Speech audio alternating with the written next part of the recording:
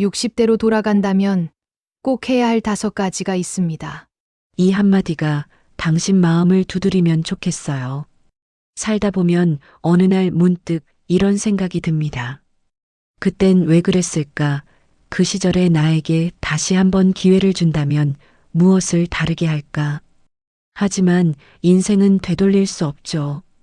그래서 우리는 늘 지금이라는 시간 속에서 늦게나마 배우고 늦게나마 바꾸며 살아갑니다.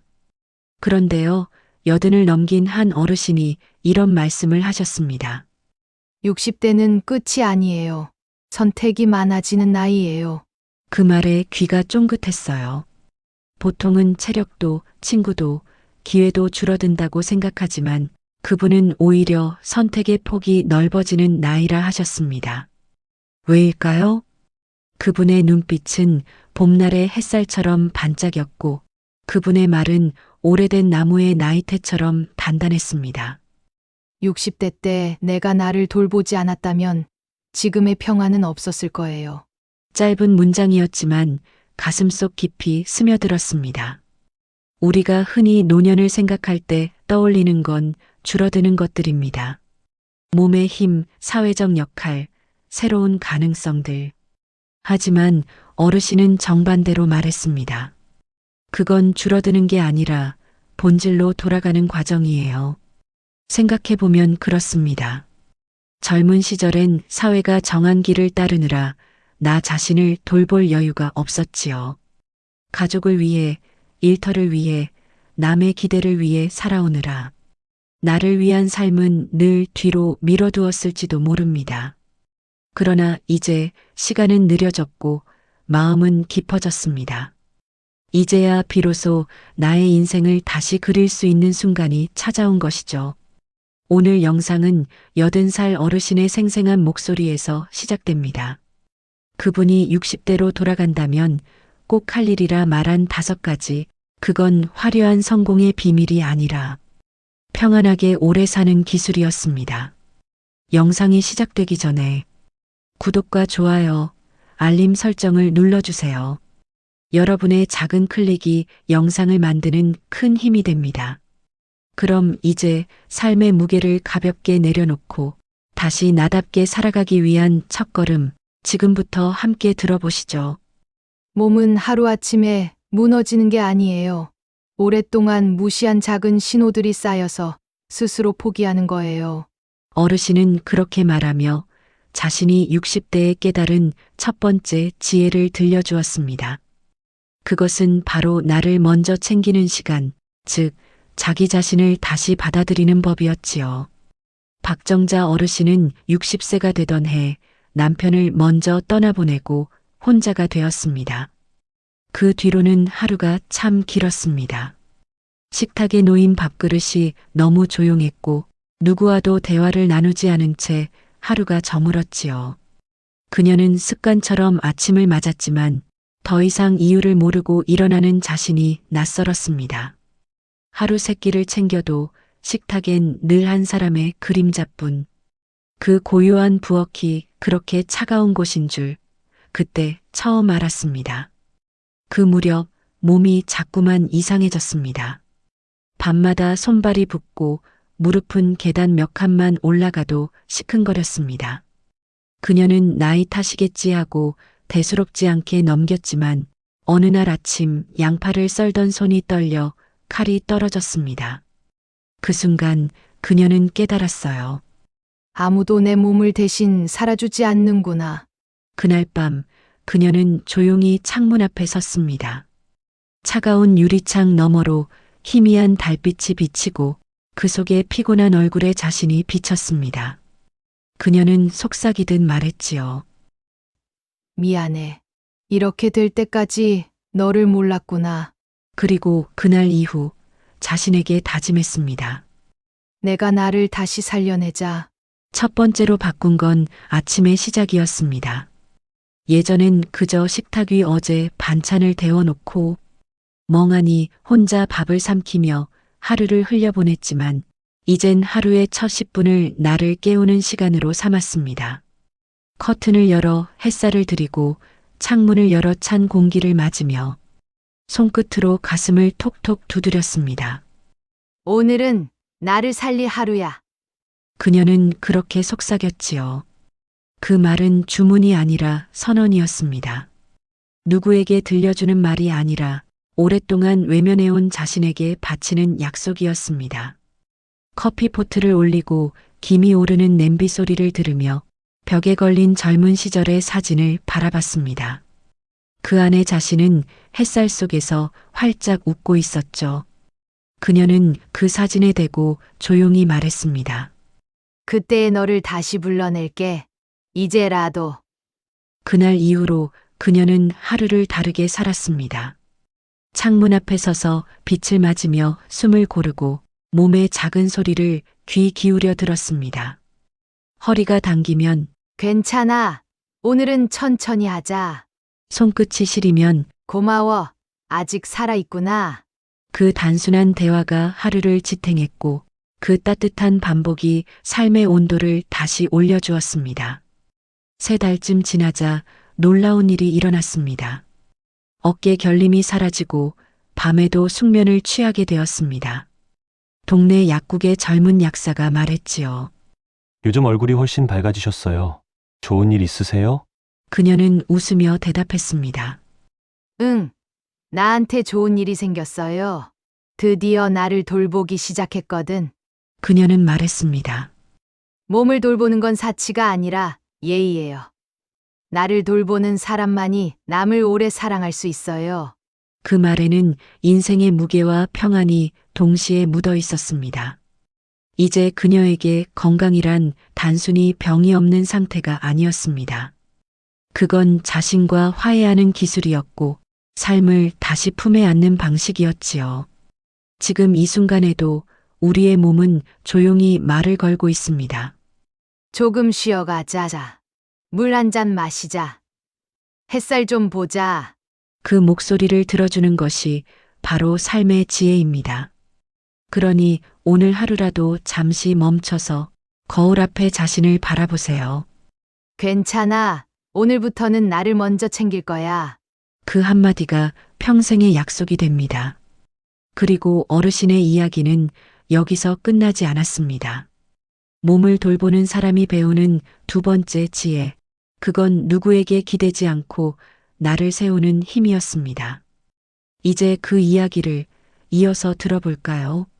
몸을 돌보는 습관이 자리 잡자 박정자 어르신의 하루에는 새로운 기운이 스며들기 시작했습니다. 하지만 진짜 변화는 그 다음에 찾아왔습니다. 정자 어르신은 조용히 말했습니다. 몸이 나아지니까 이제 마음이 흔들리더라고요. 누구한테라도 기대고 싶은 생각이 자꾸 올라왔어요. 그녀는 그때 비로소 깨달았습니다. 몸을 챙기는 일만큼이나 중요한 것이 마음의 독립을 지키는 일이라는 것을요. 누군가가 나를 챙겨주길 기다리는 대신 이제는 내가 나를 챙겨야 한다는 사실을. 남편이 세상을 떠난 뒤 박정자 어르신은 오랫동안 누가 도와주겠지라는 마음으로 살았습니다. 멀리 사는 아들들에게 용건이 생기면 전화를 걸었고 동네 이웃이 장을 봐주는 걸 자연스럽게 받아들였습니다. 그런데 어느 날 병원에서 진료를 마치고 돌아오는 길이었습니다. 버스 창가에 앉아 흐릿한 들판을 바라보다가 문득 이런 생각이 스쳤습니다. 이 버스에서 내가 내려도 나를 기다리는 사람은 아무도 없구나. 순간 마음이 쿵 내려앉았지만 그녀는 곧 고개를 들고 중얼거렸습니다. 그래도 괜찮아. 이제부터는 내가 나를 기다려주면 되지. 그날 밤 정자 어르신은 달력을 꺼냈습니다. 하얀 여백 위에 손으로 일정을 써내려갔습니다. 화요일 병원 진료, 목요일 장날, 토요일 이불 빨래. 그 단순한 메모가 이상하게 든든했습니다. 누가 챙겨주지 않아도 이제 스스로 삶의 흐름을 세워나가는 느낌이었지요. 그날부터 어르신은 하루 루틴을 만들었습니다. 식탁 위에 작은 수첩을 놓고 오늘 할 일을 적는 것으로 아침을 열었습니다. 창문 열기, 물 8잔 마시기, 약 챙겨 먹기, 걷기 30분. 하나를 끝낼 때마다 붉은 펜으로 체크 표시를 하고 조용히 웃으며 말했습니다. 그래, 오늘도 잘했어. 그건 남에게 들려주는 말이 아니라 스스로를 다독이는 의식이었습니다. 며칠 뒤엔 생활비 통장도 직접 관리하기 시작했습니다. 그전에는 아들에게 맡겼지만 이제는 스마트폰을 배우고 직접 처리했습니다. 처음엔 낯설고 어렵기만 했지만 숫자를 이해하자 마음이 안정되었습니다. 이젠 돈이 나를 흔들지 않아요. 내가 다루는 법을 알게 되었으니까요. 그녀의 얼굴에는 잔잔한 미소와 함께 조용한 자부심이 스며 있었습니다. 그러던 어느 날 동네 카페에서 김순자 어르신을 우연히 만났습니다. 늘 깔끔한 옷차림으로 도시락을 싸들고 다니던 분이었지요. 정자 어르신이 물었습니다. 혼자 지내면 외롭지 않으세요? 순자 어르신은 환하게 웃으며 대답했습니다. 외롭죠. 근데 이제는 외로움도 내 친구예요. 그 친구 덕분에 내가 단단해졌어요. 그 말이 마음 깊이 남았습니다. 그날 이후 정자 어르신은 하소연할 일이 생겨도 누군가에게 전화하지 않았습니다. 대신 작은 노트에 메모를 남겼습니다. 오늘도 잘 견뎠다. 이 작은 집이 내 세상이야. 아무도 몰라도 나는 알아. 오늘도 해냈다는 걸. 그건 일기가 아니라 마음을 세우는 선언이었습니다. 세월이 흘러 그 노트는 한 권의 두툼한 일기가 되었습니다. 정자 어르신은 그것을 나의 독립선언문이라 불렀습니다. 그 안에는 자신이 일어서는 법이 빼곡히 적혀 있었습니다. 스스로 만든 식단표, 약 복용시간표, 감사한 일 3가지, 그리고 오늘 해낸 일 10가지. 그녀는 말했습니다. 누가 도와주면 고맙죠. 하지만 없다고 불행하진 않아요.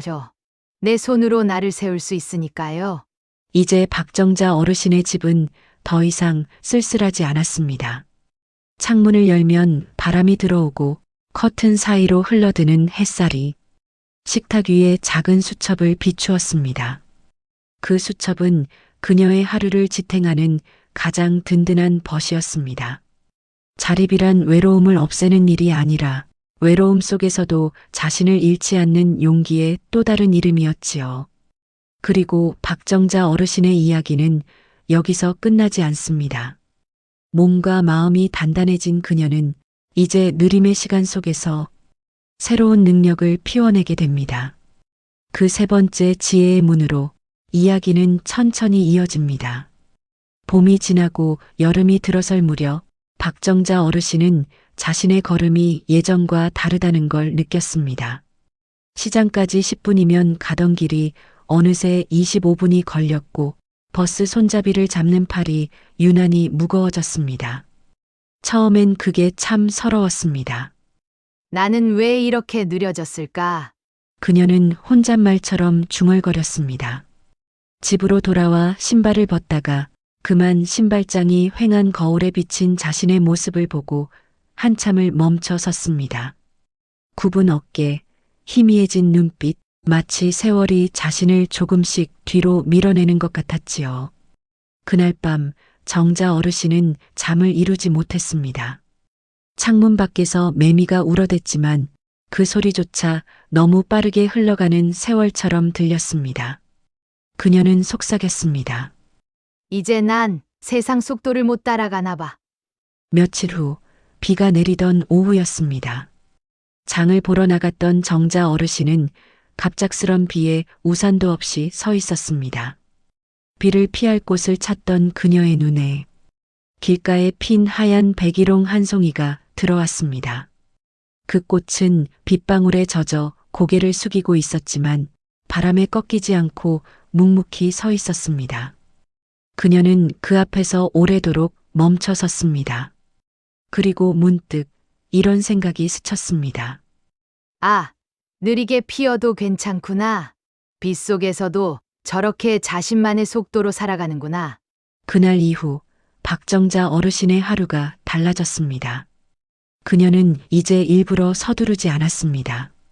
밥을 짓는 속도도, 걸음의 박자도, 말의 길이도 줄였습니다. 그러자 신기하게도 세상이 다르게 들렸습니다. 그동안 미처 듣지 못했던 새소리가 귓가에 스며들고 창문 너머 바람이 흔드는 커튼의 소리가 마치 음악처럼 느껴졌습니다. 느려지니까 들리네요. 사람의 말도 내 마음의 소리도요. 그녀는 그렇게 중얼거리며 조용히 웃었습니다. 시간이 흘러 여름이 가고 가을이 왔을 때 박정자 어르신은 이웃 아주머니에게 전화를 받았습니다. 정자 씨, 왜 요즘은 그렇게 천천히 걸어요? 그녀는 웃으며 대답했습니다. 급하게 걸을 땐 길가의 꽃이 눈에 안 들어오거든요. 이제는 놓치기 싫어요. 그녀의 집 창가에는 작은 화분들이 늘어섰습니다. 그 안엔 느리게 자라는 허브와 산세베리아가 자리 잡고 있었지요.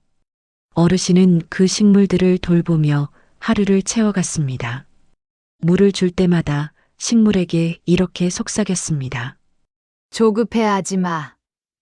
너는 지금도 잘 크고 있어. 그리고 그 말을 자신에게도 건넸습니다. 괜찮아. 나도 잘 자라고 있어. 가끔은 옛 사진을 꺼내어 바라보았습니다. 젊은 시절 바쁘게 살아가던 자신이 웃고 있었지요. 그녀는 그 사진에 손끝을 얹으며 천천히 말했습니다. 그땐 참 열심히 살았지. 근데 이제는 느리게라도 진짜로 살고 싶어. 그 말은 회한이 아니라 다짐이었습니다. 박정자 어르신은 어느새 깨달았습니다. 느림은 후퇴가 아니라 깊이로 향하는 속도라는 것을요. 젊을 땐 남보다 빨리 배우고 많이 가지는 게 능력이라 여겼지만 이제는 한 사람의 얼굴을 오래 바라볼 줄 아는 눈이 생겼습니다. 손끝의 온도를 느끼고 한 모금의 차에서 계절의 향을 알아보는 감각이 피어났습니다. 그녀는 말했습니다. 느려지니까 인생이 내 얼굴을 닮더라고요. 조급하던 때엔 보이지 않던 게 이제는 다 보여요. 그게 참 고마워요. 그날 밤 정자 어르신은 일기장에 이렇게 적었습니다. 오늘 하늘이 참 느리게 저물었다. 그래서 더 예뻤다. 그 문장은 삐뚤빼뚤했지만 그 속엔 세월을 온전히 살아낸 이의 품격이 담겨 있었습니다. 이제 박정자 어르신은 천천히 걷는 사람입니다. 하지만 그 느린 걸음마다 세상은 더 넓고 더 깊게 빛났습니다. 빨리 가면 잃어요. 천천히 가면 남아요. 그녀가 남긴 말은 삶의 속도를 잃은 세상에 건네는 잔잔한 선언이었습니다. 그리고 그렇게 느려진 걸음 끝에서 정자 어르신은 또 하나의 비밀을 발견합니다. 그건 바로 마음의 나이를 젊게 유지하는 법. 시간이 천천히 흘러도 박정자 어르신의 눈빛만큼은 오히려 또렷해지고 있었습니다. 그녀는 어느 날 이런 말을 했습니다. 몸은 늙어도 마음은 늙을 필요가 없더라고요. 궁금한 게 남아 있으면 그게 젊음이에요. 그 말은 농담처럼 들렸지만 그녀의 삶을 바꾼 진심이기도 했습니다. 가을이 끝나가던 어느 날 정자 어르신은 동네 복지관 게시판에 붙은 안내문 하나를 보았습니다. 스마트폰 기초반 모집, 사진 찍기, 문자 보내기 배우기. 그녀는 한참 동안 그 종이 앞에서 망설였습니다.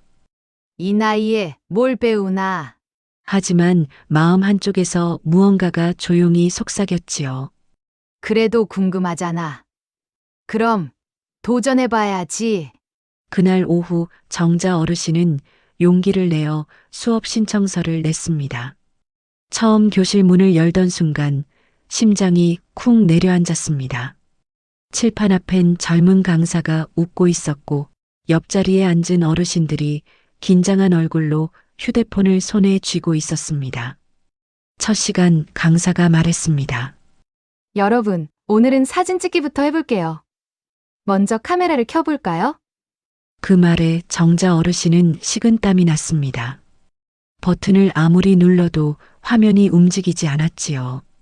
그때 옆자리에 한 아주머니가 살짝 웃으며 손을 내밀었습니다. 이거예요. 여기 한 번만 누르세요. 찰칵. 처음으로 휴대폰에서 들린 그 작은 소리.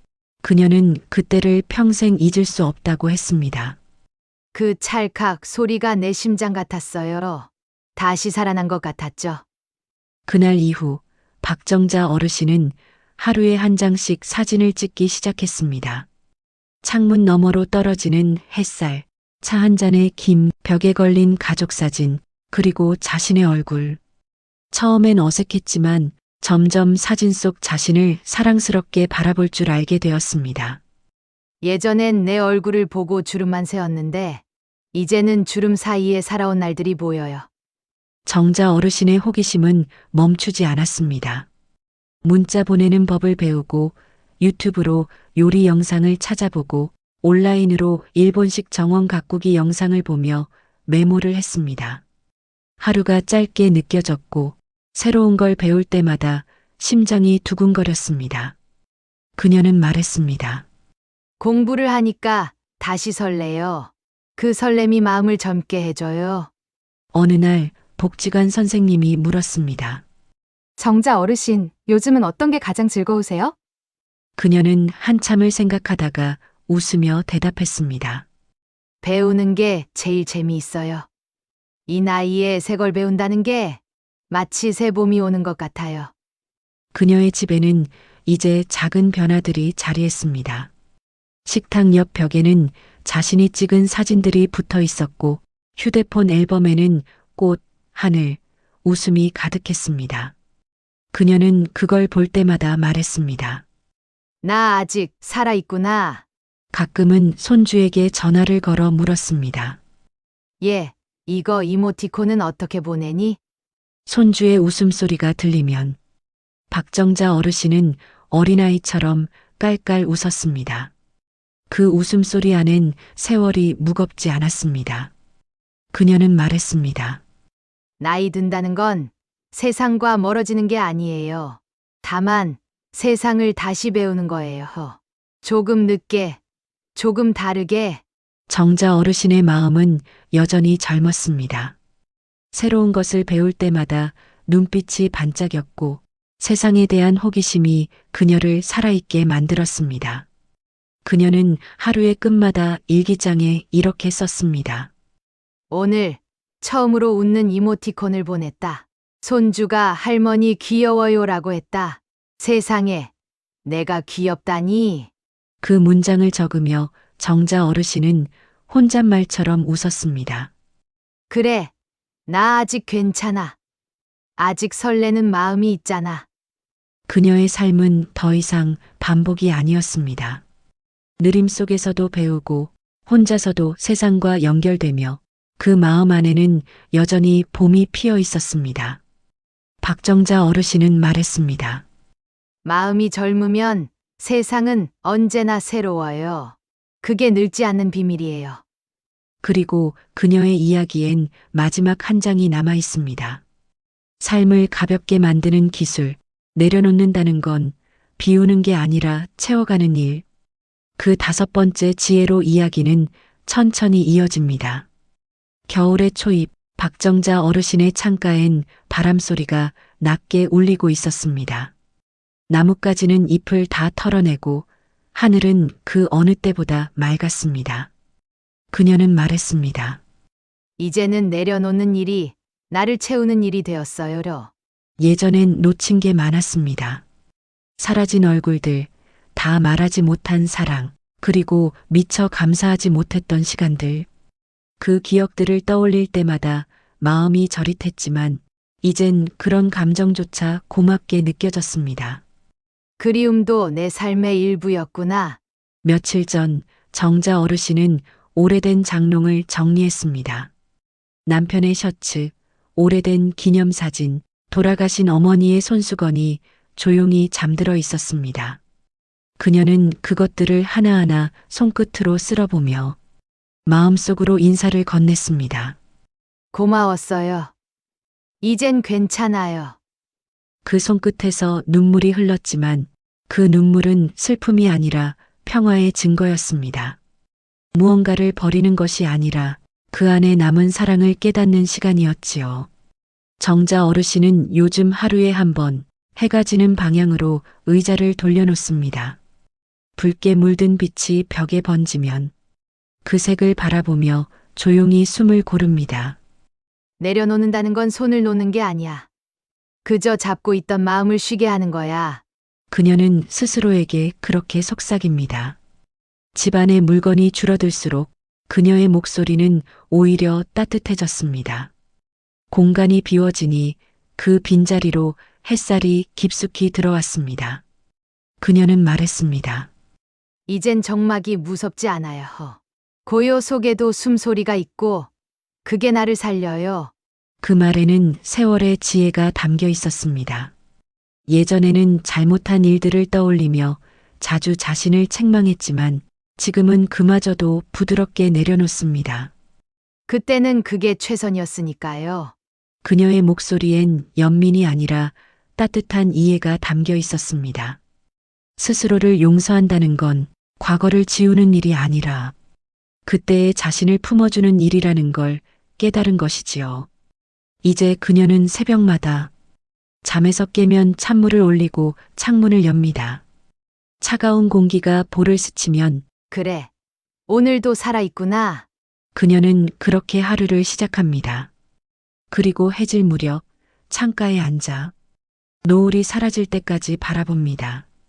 사라지는 것들 속에 머무는 순간 그녀는 오히려 더 충만해졌습니다. 그녀는 말했습니다.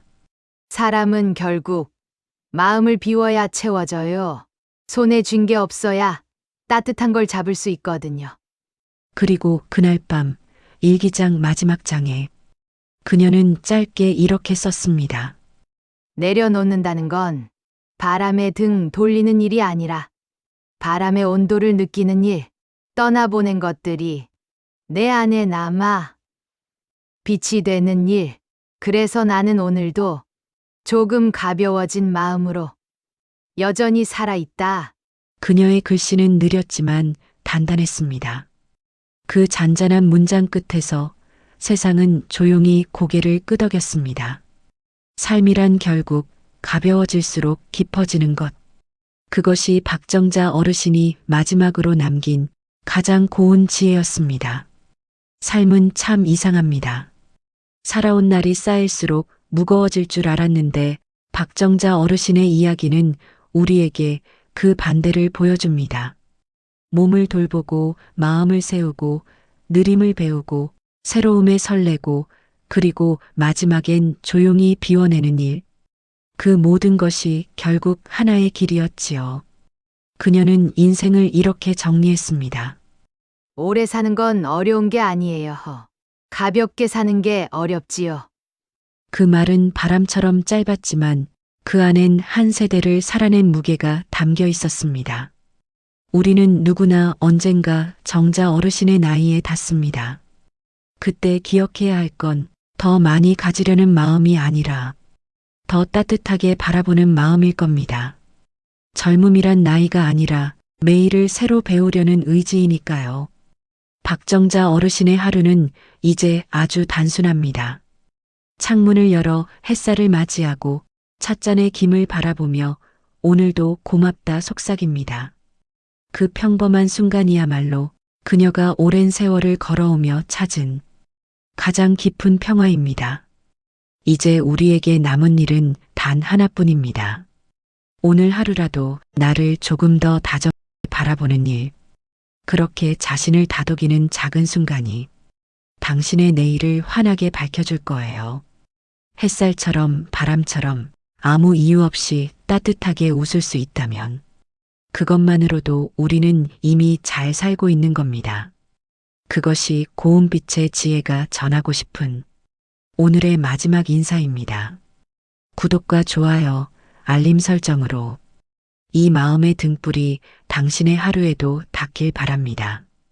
그리고 다음 이야기에서는 당신의 내일을 조금 더 빛나게 할 또 하나의 지혜를 함께 찾아가 보겠습니다.